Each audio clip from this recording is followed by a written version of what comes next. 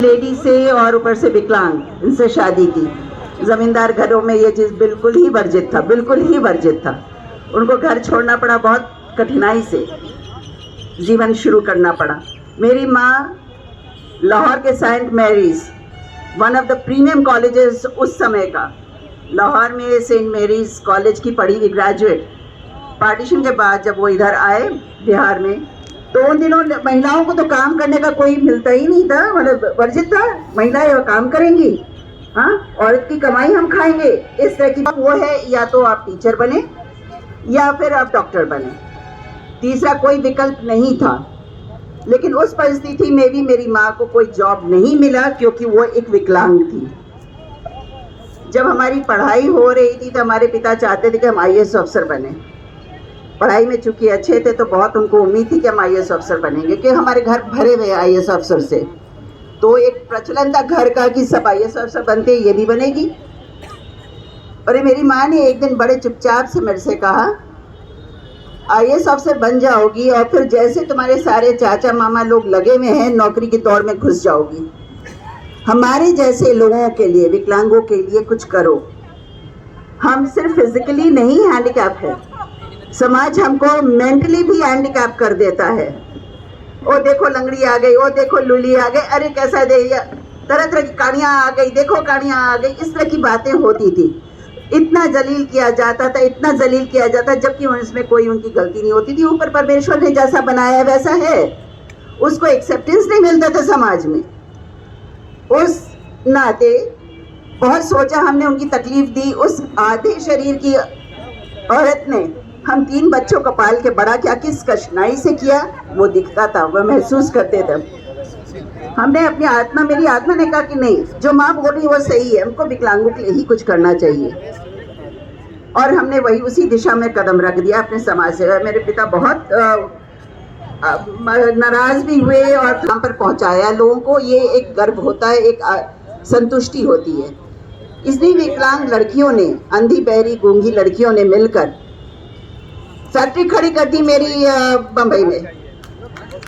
और पहला साल उन्होंने 40 लाख का टर्नओवर दिया है 1992 में।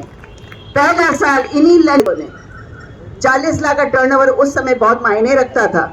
वो भी ऐसे एरिया में जहां मर्दों का दबदबा था। नेवी का ऑर्डर हमने उठाया, वहाँ सिर्फ मेल कॉन्ट्रैक्टर्स थे। जब हम आए थे तो हम जब एंट्री लिए थे, सबने यही कहा, ये टाइम पास करने के लिए आई हैं, इनको क्या ज़रूरत है, इतने बड़े होटल के मालिक की बीवी हैं, इनको क्या ज़रूरत है।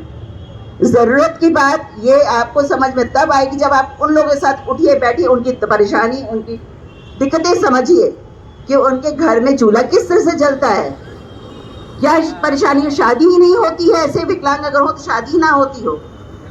तो ऐसी छोटी छोटी परेशानियों को जूझने के लिए हमने इस फील्ड में कदम रखा। करते करते आज भी हमारे यहाँ भी हमारे पति का मसाला रेस्टोरेंट जो है गांधी मैदान पे, हम उनके साथ काम करते हैं ज़रूर, लेकिन इस्टेब्लिशमेंट उनका है, हम उसका श्रेय नहीं लेना चाहेंगे। जो उनका है वो उनका है, हम उसमें खाली भागीदारी करते हैं, उनका मदद करते हैं। और उसमें हमारी जो विकलांग बच्चे हैं, लड़कियां हों जो लड़के हैं, उनको अपॉर्चुनिटी देते हैं, वहाँ ट्रेनिंग देते हैं, होटल मैनेजमेंट का ट्रेनिंग देते हैं, उसमें उनको जॉब अपॉर्चुनिटी देते हैं। इसके अलावा हमारे पास यहाँ हीना बैठी हैं कि ग्रोथ में पार्ट ले रहे हैं। सभी स्टेट्स आगे बढ़ गए हैं, बिहार अगर आगे नहीं बढ़ रहा है, हर तरह का टैलेंट होने, हर तरह का हमारे पास रिसोर्सेज होते हुए भी अगर हम पीछे हैं तो क्यों है? इसलिए है कि हमारा पड़े। हम अपने स्टेट के लिए क्यों नहीं कर सकते? हम अपने स्टेट को क्यों नहीं आगे बढ़ा सकते? सारे रिसोर्सेज होने के बावजूद हम सबको मिलकर ये चीज सोचना चाहिए। और महिलाएं तभी पूरक हैं जैसे सबने आकांक्षा। हम डेफिनेटली मेन हमारे स्ट्रॉन्गर पार्ट है, हमारे अर्धांगना है वो। हम अगर उनकी अर्धांगनी है तो ये भी हमारे स्ट्रॉन्गर पार्ट के अर्धांगना है। उनका सपोर्ट जरूर जरूरी है, उनका बाहुबल हमको कई बार काम आता है और ज़रूरत भी रहती है। वो ढाल बन के हमारे पास खड़े रहते हैं, उससे हमारी इज्जत बढ़ती है, हमारे हौसला बढ़ता है, हिम्मत बढ़ती है। तो ये एंडोर्समेंट तो सही में हम लोग को, जेंट्स लोग को भी जानना चाहिए, मेल मेंबर्स को भी जानना चाहिए कि उनकी शिवेलरी के चलते हम आज इतने टॉल खड़े। बिहार की GDP में अपना योगदान दे, हर महिला हर पुरुष प्लीज योगदान दे। बिहार को नंबर 1 फाइनेंशियल स्टेट बनाना है। नीतीश कुमार खाना पीना रहना सहना सब देखते हैं कि वो कैसे उठता है। वैसे अगर हमने डेमोक्रेसी की है, डेमोक्रेसी में अपने नेता को चुना है, चुन के बाद छोड़ मत दीजिए कि ये सारा काम मेरा करेंगे, नहीं, हमने उसको करना, हमने उस पैदा किया है उस डेमोक्रेसी को, उस डेमोक्रेसी की पैदाइश हम लोग पैदा करते हैं उसको। तो